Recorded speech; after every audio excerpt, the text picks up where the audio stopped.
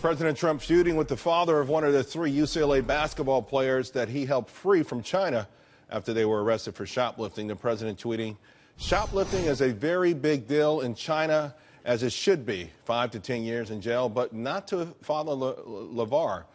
Shouldn't have gotten his son out during my next trip. Instead, China told them why they were released. Very ungrateful." This just a few days after the players did, in fact, thank the president for helping to secure their release.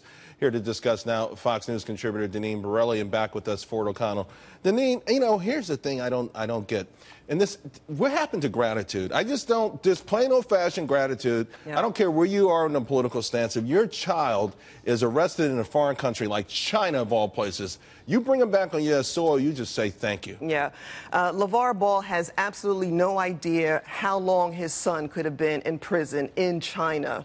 He is definitely displaying to the world, really, how arrogant he is and unappreciative he is for what President Trump did. But in this regard, it's like President Trump can't win. If he didn't do anything, he would have been criticized. He did something, and the kid's father is even criticizing him. It's outrageous. You know, Ford, here's another problem I have with this. Morning Joe slams Trump for blatant racism. Sean King also put out a tweet saying, "Ungrateful is the new N-word. Pay attention."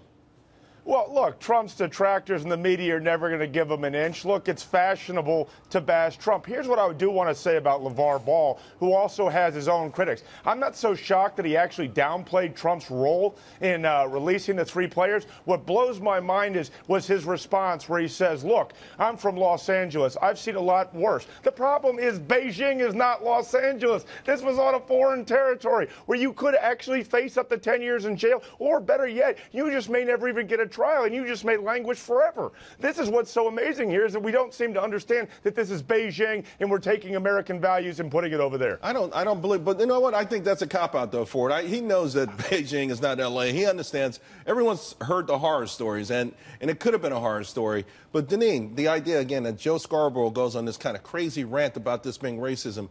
You know, Donald Trump, over the weekend, did a tweet against Jeff Flake, called him flaky, right? He has had battles with people of every color. Has no, you know, is not the criteria for getting a nasty tweet from Donald Trump. It's crossing him, or in this case, being ungrateful. Yeah, well, what is Joe Scarborough talking about? I mean, listen, President Trump is not a racist individual. He is looking out for all Americans. He went out of his way to make sure this young man and his teammates were able to come back to the United States. And what a shame that they blew such an amazing opportunity to go all the way over there to play for the UCLA and just made a really big mess of the whole thing. Yeah, we don't want to lose sight of the fact that they were arrested for shoplifting, and I think they admitted as much. And they were representatives not only of UCLA, but of America. They were our ambassadors for it over there. So a very embarrassing moment that, you know, you would think the father would just humbly stay in the shadows or go away, but instead that didn't happen. What do you make of folks who are saying President Trump was unpresidential because he tweeted about this?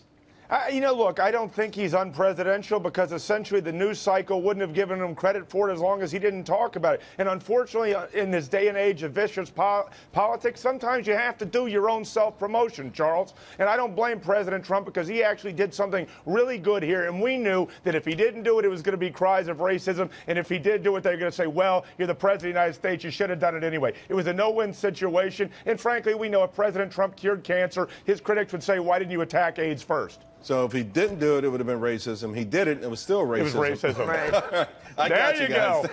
Thank you both very much.